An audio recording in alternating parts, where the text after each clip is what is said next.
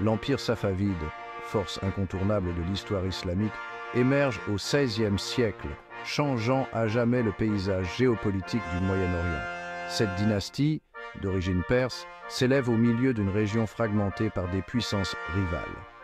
Les Safavides, avec leur identité chiite distinctive, unifient un vaste territoire englobant la Perse, des parties de l'Irak, de l'Afghanistan et du Caucase. Mécènes des arts, de l'architecture et de la littérature, les Safavides laissent derrière eux un riche héritage culturel qui continue d'inspirer. Leur règne voit l'épanouissement de la culture perse et l'établissement de l'islam chiite comme religion d'État, une caractéristique déterminante de l'Iran jusqu'à ce jour. Revivez avec nous l'histoire captivante des Safavides, une dynastie qui a marqué le monde de son empreinte. Les origines de la dynastie safavide remontent à un ordre soufi fondé par Safi al-Din à Ardabil, une région du nord-ouest de la Perse. Initialement un mouvement religieux, cet ordre gagne progressivement une influence politique au fil des décennies.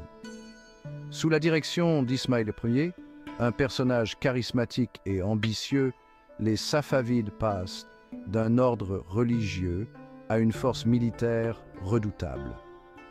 À l'âge de 14 ans seulement, Ismaïl Ier se lance dans une série de conquêtes, s'emparant finalement de Tabriz en 1501 et se proclamant Shah, marquant ainsi la naissance officielle de l'Empire safavide.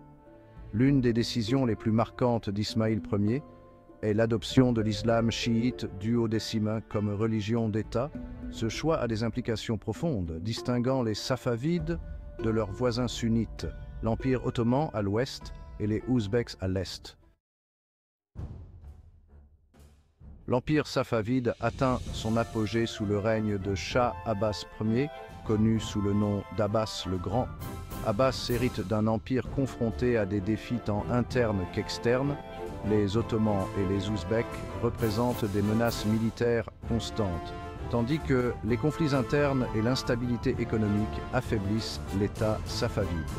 Abbas s'avère être un fin stratège militaire et un administrateur hors pair. Il réforme l'armée safavide, créant une force puissante qui repousse avec succès les Ottomans et les Ouzbeks. Au-delà de ses prouesses militaires, Abbas est un dirigeant visionnaire qui préside à une période d'épanouissement culturel et économique. Il transfère la capitale safavide à Ispahan, la transformant en une ville magnifique réputée pour sa splendeur architecturale. L'ère safavide est le témoin d'une renaissance culturelle vibrante, caractérisée par une fusion d'influences artistiques perses, islamiques et européennes. L'art et l'architecture safavide sont réputés pour leur élégance, leur complexité et l'utilisation de couleurs vives. Shah Abbas le Grand joue un rôle essentiel dans cet essor culturel en parrainant artistes, architectes et poètes. L'architecture safavide est illustrée par les magnifiques mosquées, palais et jardins construits à cette époque. La mosquée Cheikh Lotfallah à Ispahan, avec son dôme majestueux et ses mosaïques complexes, témoigne du génie architectural de l'ère safavide.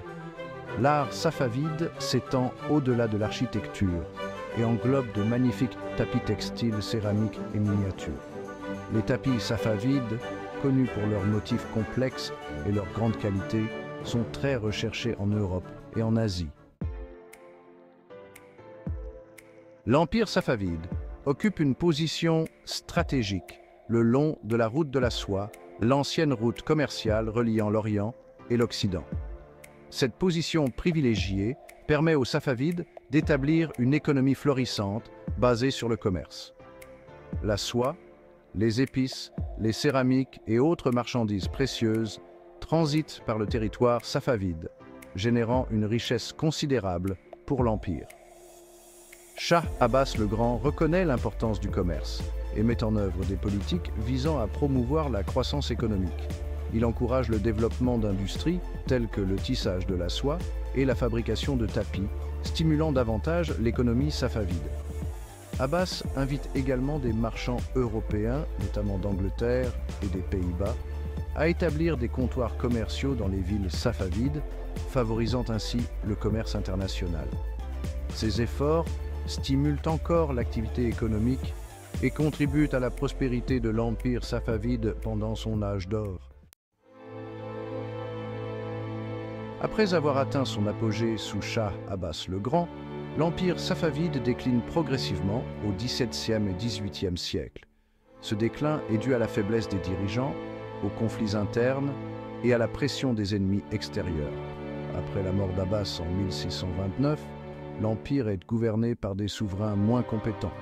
Ces derniers sont souvent plus intéressés par les plaisirs de la cour que par une gouvernance efficace. Le gouvernement central s'affaiblit et les gouverneurs provinciaux deviennent plus indépendants.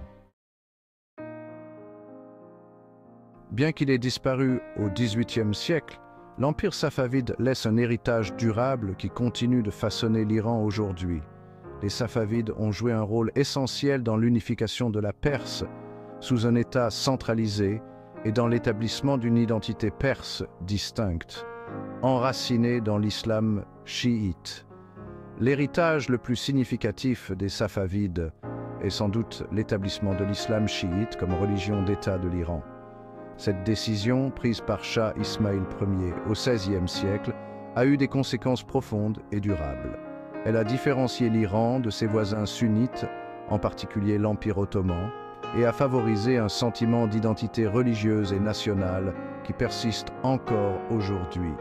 Le mécénat des Safavides dans les domaines de l'art, de l'architecture et de la littérature a laissé une marque indélébile sur la culture iranienne. Les magnifiques mosquées, palais et jardins d'Ispahan, la capitale safavide, témoignent de la brillance artistique de cette époque. L'ère safavide est marquée par une renaissance architecturale, transformant des villes comme Ispahan en centre de splendeur artistique et culturelle. L'architecture safavide, caractérisée par sa grandeur, ses détails complexes et ses couleurs vives, témoigne de la richesse et du raffinement de l'Empire. La mosquée Cheikh Lotfallah à Ispahan est l'un des exemples les plus emblématiques de l'architecture safavide. Achevée en 1619, cette mosquée est réputée pour son magnifique dôme, orné de mosaïques complexes qui créent un jeu fascinant d'ombre et de lumière. L'intérieur de la mosquée est tout aussi impressionnant, avec ses calligraphies exquises, ses stucs et son mihrab, ou niche de prière, orientée vers la Mecque. Le palais Ali Kapou, également situé à Ispahan, est un autre joyau architectural de l'ère safavide. Ce palais grandiose, construit par Shah Abbas le Grand, servait de cour royale et de salle de réception pour les invités de marque. L'art et la culture safavide sont caractérisés par une riche fusion d'influences perses, islamiques et européennes. Les souverains safavides étaient des mécènes des arts, attirant à leur cour des artistes, poètes et musiciens talentueux. Ce mécénat a favorisé un environnement artistique dynamique qui a produit des œuvres d'art exquises dans divers domaines. La peinture miniature safavide s'épanouit durant cette période, atteignant de nouveaux sommets d'expression artistique.